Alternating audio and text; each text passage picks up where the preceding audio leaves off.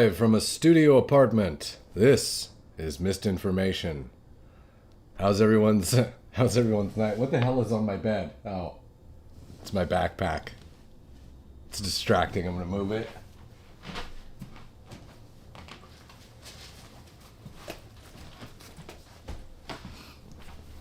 Ugh. That looks like a crumpled up body. I can't have that there. How was everyone's night? Everyone's night good so far? I just spent the last 20 minutes writing mass shooter jokes. So I hope these go well. Let's get this a little turned down. Okay. 1 second, we'll roll. Yeah, use it. All right.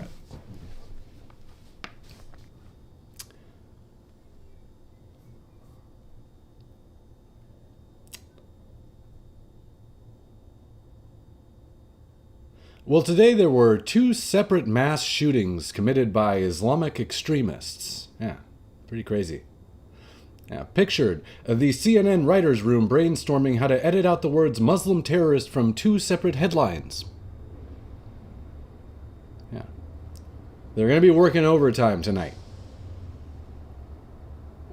They're going to need some coffee. Well, the good news is that both of the shooters were killed within minutes by heroic bystanders. Yeah. Yeah, they died so quickly they were actually the Ayatollah of Iran for a second. Yeah. He served a long term for Ayatollahs. Both of them did. Well, Mayor Mamdani came out. He condemned the attack on a Jewish temple in Michigan as anti-Semitic. Yeah, his wife also spent the afternoon trying to raise visibility for the anti-Semitic attack by liking several social media posts about it. Yeah. She's just doing her part to raise awareness. Trying to get some engagement on those posts. Is what I was told by Mamdani. Well, that's the best we could do with the material, everyone. Let me get the chat up. 1 sec. There. Where are you guys at on TikTok? Is anyone on TikTok? Let's see.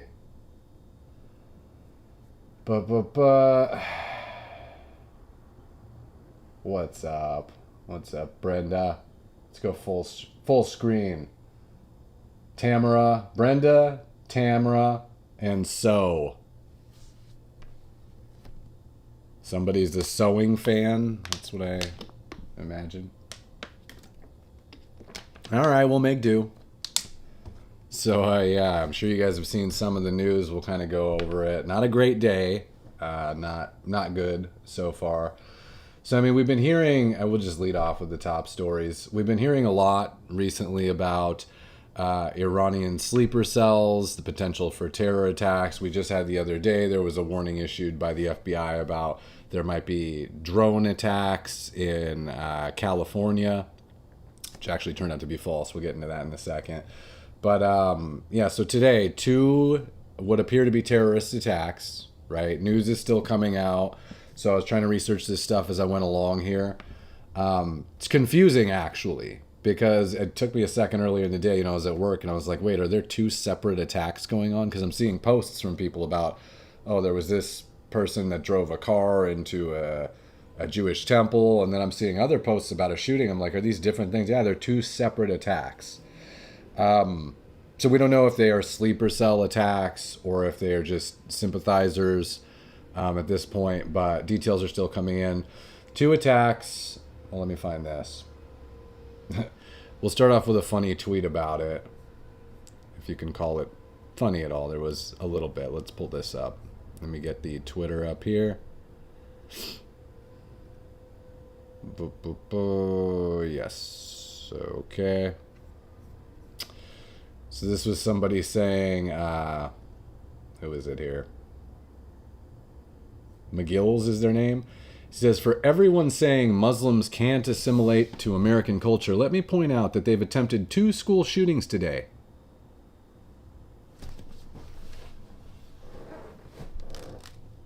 Very dark humor. But I saved it. So we got that. Here's somebody pointing out. Well, we'll get back into this in a sec. So there were 2 shootings. Basically, there was one at an ROTC class in Old Dominion, which I don't know if I have notes on where this one was at. But anyways, there was a mass shooting there. And then separately, there was a guy who crashed his car into a Jewish temple that was in Michigan. Okay? So I think the Jewish temple thing happened first because I was seeing news break about it. In that case, I think I have some reporting on it here. Is it pulling up?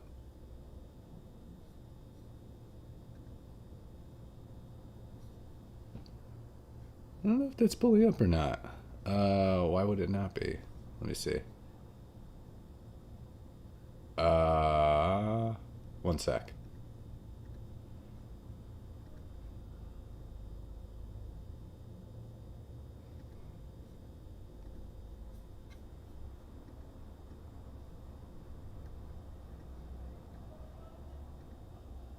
We just click this.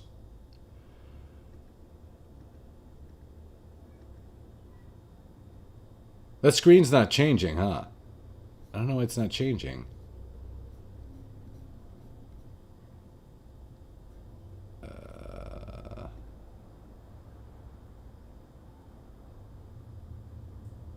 What happens if we click out of it? Am I the only one who can't see that it's like not changing?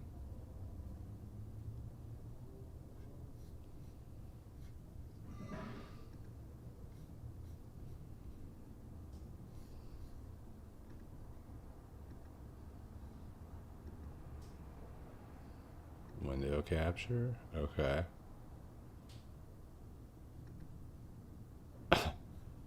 Sorry, I'm doing some technical stuff right here. I have to restart some capture or something. Okay, let's try this. All right, well, it's working now. That's good. So this was the car crash into the temple in Israel in West Bloomfield, Michigan. This is Colin Rugg on Twitter reporting on it. According to the local reports, a vehicle crashed into the Jewish synagogue before shots were fired. So both of these incidents, this one and the one at Old Dominion School, were they involved mass shootings, basically. I think both were attempted mass shootings. I think both largely failed, which is the good news, which I referenced in the opening joke. Okay? So what we heard at first was this individual purposefully drove their car into the building and then apparently got out and started trying to fire. He was taken down by armed security guards very quickly in this building, thankfully. It's kind of a crazy story, actually. So it turns out just a couple of weeks ago, I think it was 6 weeks ago, the FBI, this is pretty crazy, they did an active shooter training with the staff and security at this same temple just 6 weeks ago, a month and a half ago. Okay? And here's someone pointing out that active shooter training with the security guards there with the FBI actually probably saved some lives today. Guy drove his car in there. They found out later there was some reporting that he may have had some explosive devices in his car. So I think the plan was to have those go off, but he also apparently pulled out a gun, was trying to shoot people. Dropped very quickly, which is a good thing, okay? I'm just looking at people commenting, nope, same screen. That sucked, huh? Sometimes these technical problems happen that don't happen before, and I have no idea how to fix them for a sec. Okay, I got like a $20 budget for the month for this show, all right? So killed by armed security. I think we have a note about that here. It's kind of honestly the one silver lining of both of these stories. It makes you feel a little bit badass as an American when we take these guys down quickly. But anyways, suspect rammed his car. Fox News reported pretty quickly that the suspect is dead. I guess he was also really badly burned. There was smoke coming out of the building. He may have been caught up in a fire from that car just striking, or perhaps some type of explosives. But I don't think that's confirmed yet. I still think they're looking into it. Had a rifle, got into a shootout with the security who killed him. Now, this is some kind of crazy reporting with this story. They do have a little bit of a motive, which people are talking about on social media. So in this case, they are saying that this guy is basically an illegal immigrant from Lebanon, okay, who apparently, this is the reporting, his family was recently killed in Lebanon by an Israeli strike, okay? Here's the tweet here. And again, this is very early on, so a lot of this stuff could change. I'm just reporting what I'm seeing. There's no community notes underneath it so far. So this guy says, the man who rammed his explosive-laden truck into a Michigan synagogue today was named Ayman Ghazaleh, according to a source. Ghazaleh posted photos overnight, just the other night, of his family members, including young children who were killed in a recent Israeli attack on the town of Mashgahara, Lebanon. This is a developing story. So that's a bummer, number one. So if you're unaware, I kind of was too, actually. I've heard a little bit about it, but I had to kind of grok this earlier. Apparently, Israel is conducting strikes currently in Lebanon against Hezbollah. Okay? I'm not too sure if this particular attacker is Muslim or not. I do have a lot of Lebanese friends, actually, here. And some of them are Muslim and some of them are Christian. A lot of them are Christian, I believe. So there's a chance that he is not Muslim, but we do have some potential motives here, which is that apparently his family was killed in an Israeli attack. Guy rams his car into a Jewish synagogue, right? Not excusing it, definitely not the right thing to do. I don't believe that any of those people had anything to do with that. Same case in the next attack we'll review in a second. But that is apparently the motivation. Here was another tweet about the motivation here. I guess this was the initial reporting. These things look kind of fake, but I guess they're real. This was a tweet from March 6th. It's a tweet from March 6th, okay? So several days ago, almost, was that a week ago now? This is the reporting on the actual attack that supposedly killed his family. They say, in its attack on western Bekaa on Thursday evening, the Israeli army killed 4 members of the Ghazali family after targeting their home in Mashgahara. The victims were, it lists the names, their children. The Israeli assault on Lebanon continues with airstrikes hitting various areas in the south, etc. Ministry of Health announced a death toll at least 123. Did it freeze again? What a bummer. Let me pull this up here. Hold up. I guess I just need to keep refreshing the thing or something. Let's try to do this. Restart. Okay. Sure. So this is the story from the Ministry of Health. Or from Megaphone News English, I guess they're called. Talking about his family having been killed in that attack. This was the initial tweet that someone put out about his family having died. This was from March 6th, okay? And just to show you guys what I was showing previously, this is a tweet, the man who rammed his explosive-laden truck. According to a source familiar with the situation, he'd posted families overnight of his family members. So these were apparently the photos that he had posted. So tragic and compounded by a new attempted tragedy.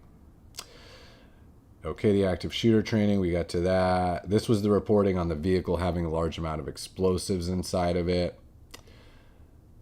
Is something very significant. Extremely significant, according to multiple law enforcement sources there on the ground.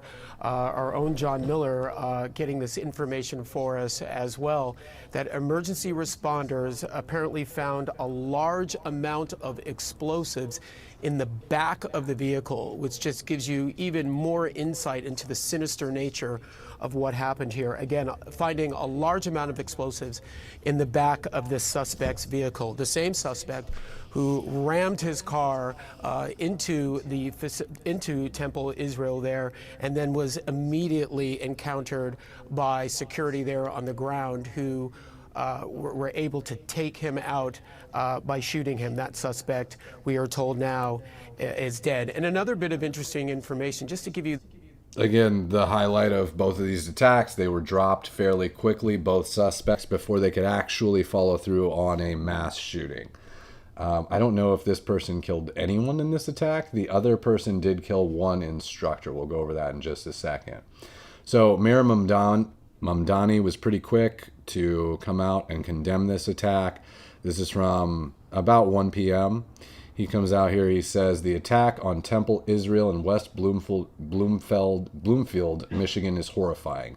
My thoughts are with the congregation and all who are shaken by this act of anti-Semitic violence. I am continuing to closely monitor the situation. Out of an abundance of caution, the NYPD will continue to deploy high-vis patrols to Jewish religious and cultural institutions across the 5 boroughs.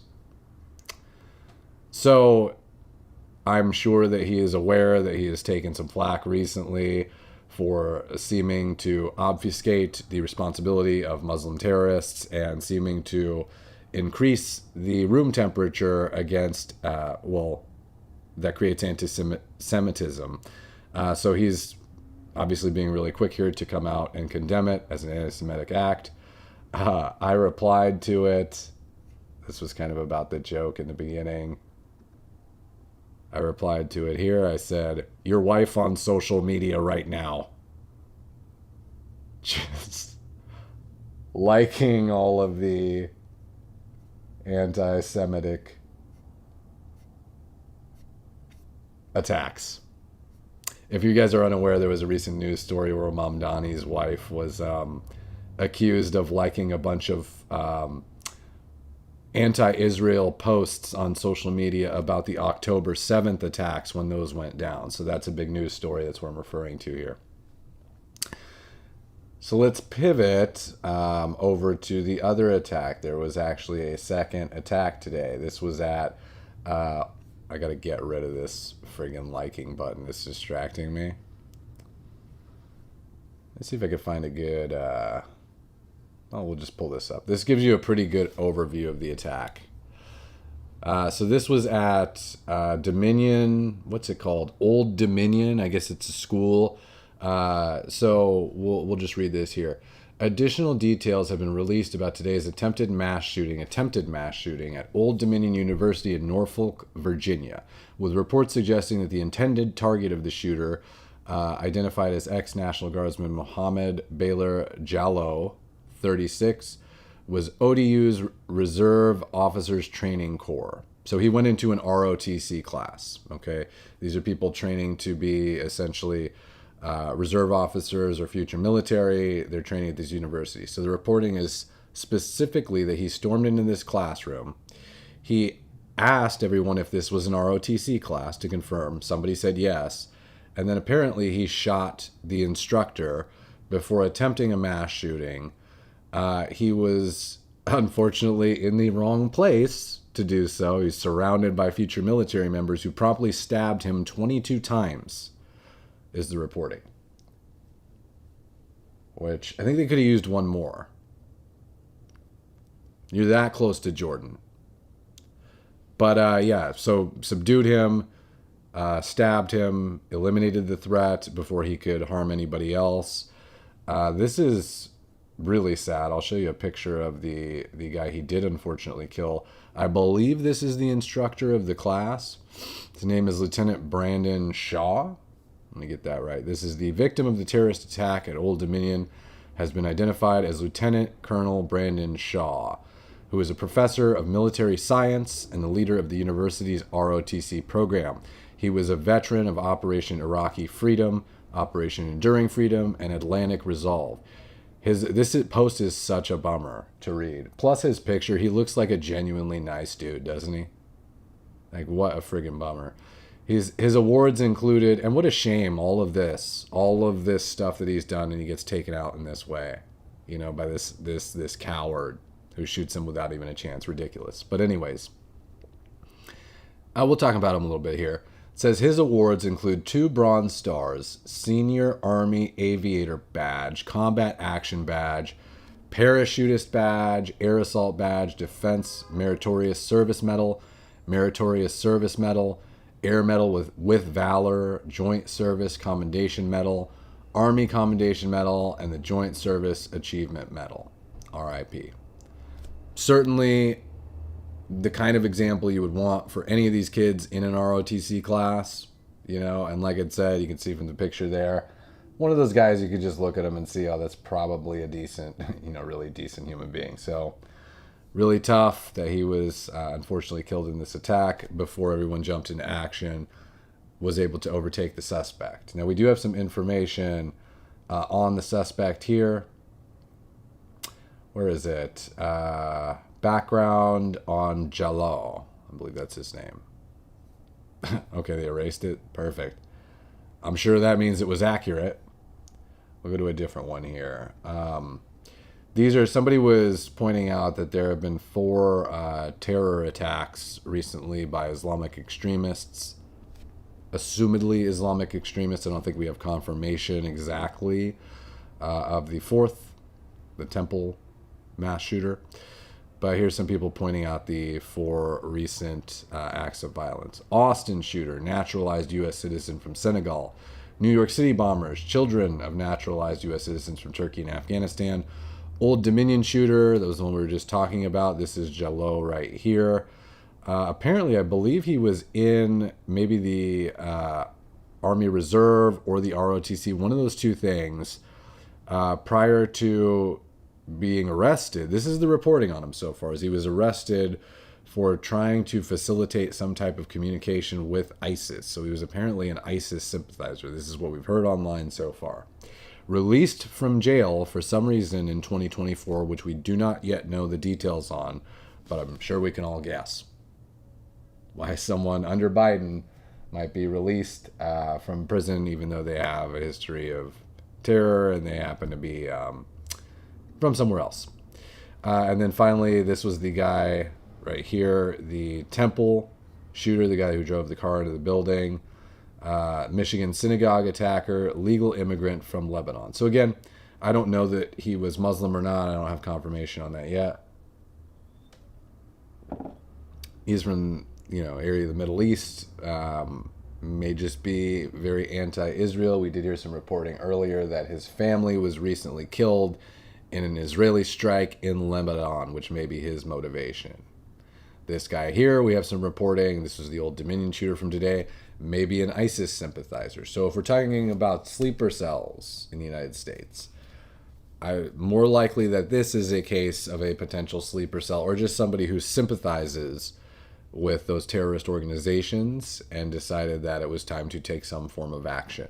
Unfortunately, picked a military class, which you don't want to do. I'll retell the jokes in a second. They're pretty good.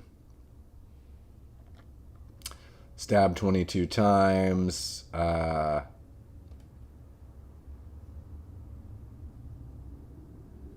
don't know if we have background on him now that my background has been deleted. Let's check it out, though.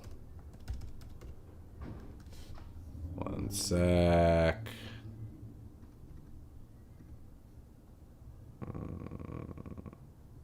Restart capture. Okay.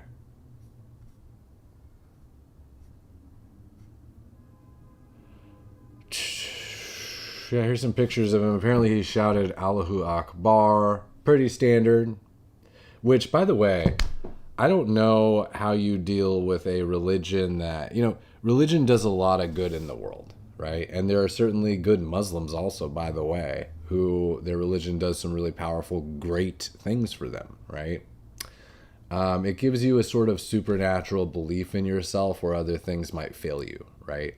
So when it's put into a positive light, I'll never forget, I took it when people crap on religion all the time or organized religion. I took an anthropology class in, I know everyone's going to get bored and leave, but an anthropology class back in college. And they were giving me a very almost an atheist view of why religion works, right? Which was, let's say you're a farmer and you're growing crops, right? And all of your crops die. There's a horrible blight. But you pray to some supernatural being that you might believe in that your crops will get better, right? And because of that prayer and that self-belief that good things are going to happen, you actually work harder to tend to the crops and to take care of them, right? And so it becomes a self-fulfilling prophecy where all of a sudden the crops survive. You think it's because of some, force, which it might be, who knows, right? But even if not, your own belief in it leads you to do these great things. It really led humanity to survive, more or less, right? And then you have the flip side of that, which is when someone can run into, a classroom full of kids or college kids and attempt to put bullets through their faces, right? And the supernatural ability, because that's not something a normal human could muster, right? But maybe the supernatural belief that you're doing something righteous and that God loves you for doing that, right? Shouting Allahu Akbar right before doing this, right? That would be the flip side, is that it can also lead to taking really, really evil actions when framed in the wrong context with that self-righteous, self-fulfilling prophecy style of belief behind it. One person left. Perfect. After that speech. But in any case, so this was the guy from Old Dominion that was shot today. I got 3 people left. Ha. There's more on the other chats. All right. Yeah, I don't know that we have confirmation that the temple guy was Muslim. Perhaps. This person says 2 savage attacks carried out today. There's some footage of both of those. Let me know if this screen ever stops scrolling. It's like having technical difficulties right now. It's cutting out for some random reason. Here's someone conjecturing as a sleeper cell been activated. Old Dominion University shooter ID'd as Mohammed Jallo, former Army National Guardsman, convicted in 2016 for attempting to provide material support to ISIS. Here's the background I was looking for. Naturalized citizen from Sierra Leone, that's in Africa, released from federal prison in 2024 under Joe Biden. So this has all the makings. One of those stories you just hear the little like headlines about it and you're like, I think I knew what happened. I think I can see the full picture here. Right? If I had to guess, if I was betting on Polymarket, probably somebody that was released through lenient crime policies from weak liberal DAs, something to do with an asylum claim or immigration status, or who knows. But I would guess one of those things. Maybe I'm wrong. Maybe it turns out a lot of this is incorrect. I don't know. It's really early. But you would guess, right? I am interested to see how CNN and the other liberal media news outlets cover or don't the attackers here. Because as we just saw from the past week, when there is particularly a Muslim terrorist attack, they do everything in their power to avoid saying the words Muslim and terrorist together in the same headline. So I don't know if this was maybe just a teenager enjoying a day of warm weather before he accidentally loosed a bullet towards an ROTC class and his life changed forever. I don't know if a car drove into a Jewish temple and the occupant of the vehicle got out and was unfortunately burned. I don't know how they'll spin the headlines. We'll have to see tomorrow. So yeah, those are the 2 big news stories still developing. We'll pivot a little bit to something different here. Do you guys want to hear jokes? Should I do the jokes again?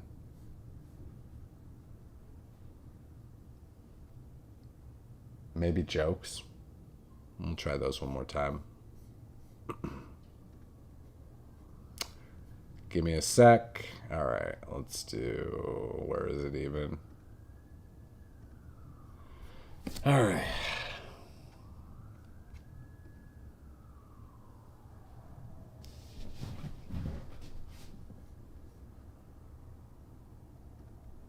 Okay. Well, today there were 2 separate mass shootings committed by Islamic extremists. Yeah. Now, pictured the CNN writers' room brainstorming how to edit out the words Muslim terrorist from 2 separate headlines. Yeah. They're going to need a lot of coffee. It's going to be a long night.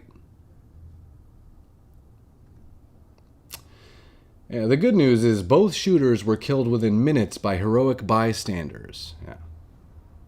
Yeah, they died so quickly. Yeah, they died so quickly. They were actually the Ayatollah of Iran for a second. Yeah. It's the longest reign of an Ayatollah in recent memory. New York Mayor Zohran Mamdani condemned the attack on a Jewish temple in Michigan as anti-Semitic. Yeah.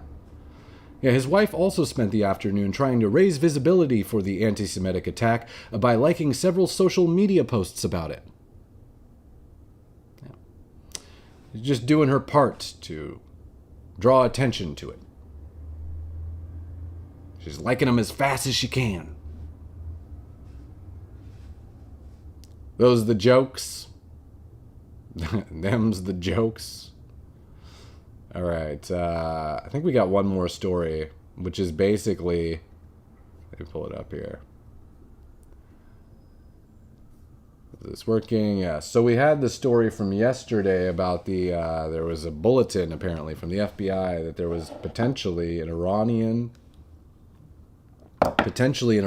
drone attack that would be carried out or could be carried out in California, right?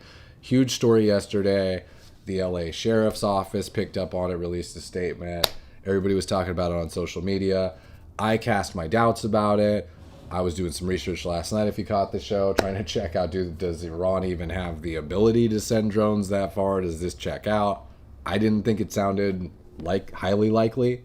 And then today we find out, so this is Carolyn Levitt, the spokesperson for the White House.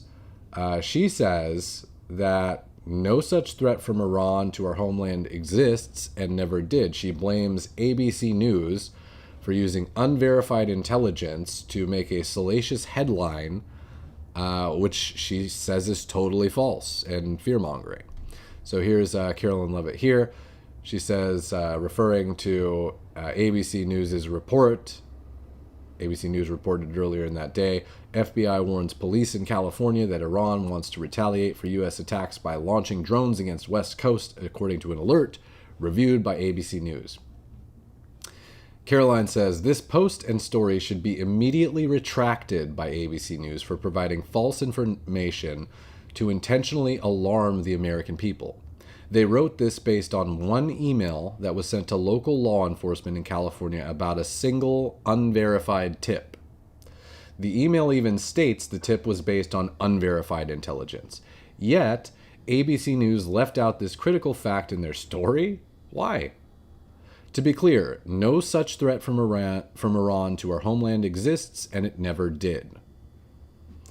Which, to be honest, lines up more with what I was thinking, which is I don't think they can launch drones at us. I mean, the range of those drones that they have is about a quarter of what it would take to get here, unless they're bringing ships to be able to do it, launch the drones from there. In which case, I would imagine it'd be pretty easy for us to pick off those ships if they were off of the coast of California, you know. So apparently the drone story is false, which is good news for me because I live in San Diego. Watch just a drone fly through the window right now. Apparently it's false, and then drone strike. Permanently banned from TikTok. Rough end of the show. This was somebody pointing out on the left is the way that ABC reported the FBI alert. On the right is the actual FBI alert that went to the partners.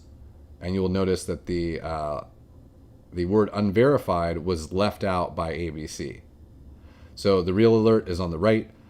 It's from the FBI to some local law enforcement. We recently acquired unverified information that as of February 2026, Iran allegedly aspired to conduct a surprise attack.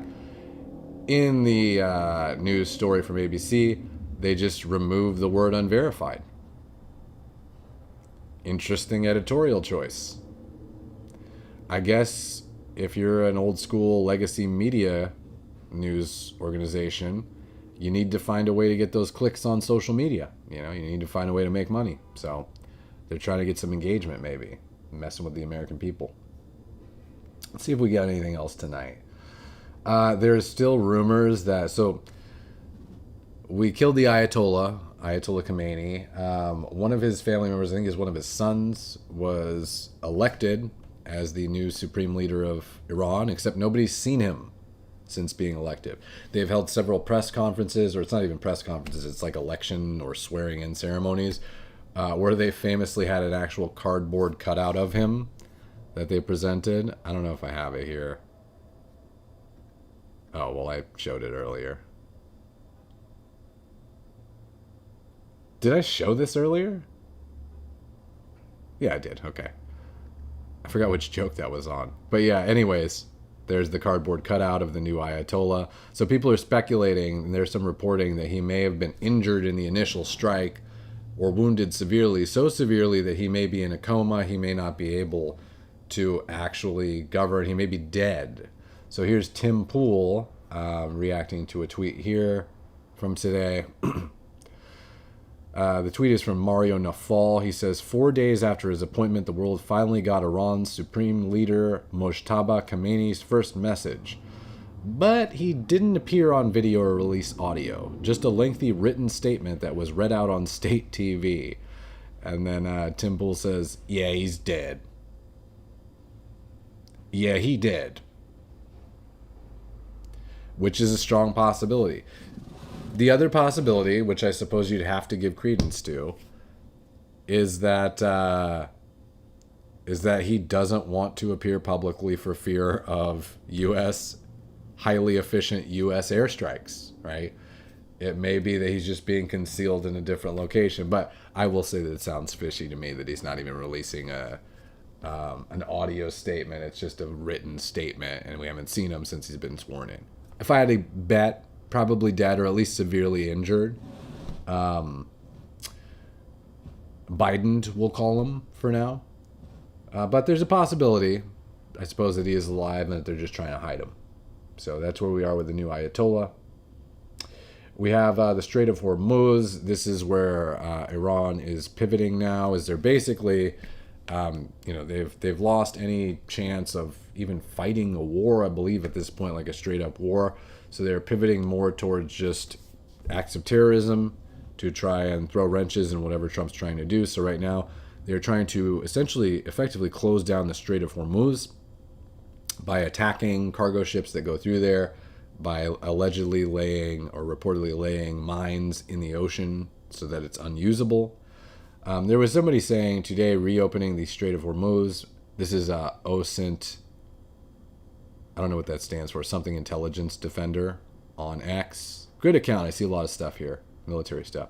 He says, reopening the Strait of Hormuz, military analysts say, may require a ground operation to seize the Iranian coastline along the vital waterway between the Persian Gulf and the Gulf of Oman. Such an operation would mark an open-ended escalation, obviously leading to higher casualties. I don't think that Trump wants that at this point, and I wouldn't suspect that there are any plans for a ground operation. But this person just pointing out, I guess, the fact that the Strait of Hormuz is becoming a potential problem, and that in order to clear that so that there is no steep dive in the financial markets from shipping being strongly affected by the war, he's pointing out that Trump may have to take further action on this issue. So we'll see what that is. There's no rumors. There's no plans currently that anyone knows of for ground invasion. That would certainly be very, very unpopular for Trump. So I would imagine they would do everything in his power to completely avoid that if possible. I think he obviously likes the high reward, low risk airstrikes, sending in our microwave laser weapons, whatever we've got that apparently are so effective. I don't think he likes the idea of a forever war or a ground invasion. So, but we'll see how the Strait of Hormuz develops. There were a couple ships that were struck yesterday that were on fire. Pretty crazy. So we'll see if Iran even has the capability to carry out large-scale terror attacks if the U.S. actually does step up and start escorting ships through there. None of that's gone down so far, so we'll see how that develops. And I think that is mostly it for today. Yeah. I mean, bummer of a news day, 2 terrorist attacks in the homeland, but both threats neutralized fairly rapidly. So that's the silver lining, I suppose. All right, I'll wrap it up for tonight. I will be back tomorrow night for one more, I believe. So the show is Monday through Friday, 9 p.m. Pacific Standard Time, a live stream. Started a little like 10 minutes late today, but the show started. It's just got a start screen on. I had to move my car. I live in downtown San Diego. It's basically like a mini San Francisco down here. It's actually horrifying sometimes. I went to my car and it just smelled like homeless pee. I think something bad happened to it while I was away, but I moved it. So, anyways, if you like the show, subscribe on YouTube, even if you like watching it here, because I do get banned from TikTok for like periods of a week or more at a time, because I think this is supposed to be for gaming only, and apparently I'm illegally doing this. So, anyways, they'll probably ban me. So if you want to catch the show every Monday through Friday, subscribe to YouTube. You can put on the notifications even. It'll tell you when I'm live streaming, but it should be 9 p.m. start time. So anyways, anybody in the chat want to say anything before I go? Speak now.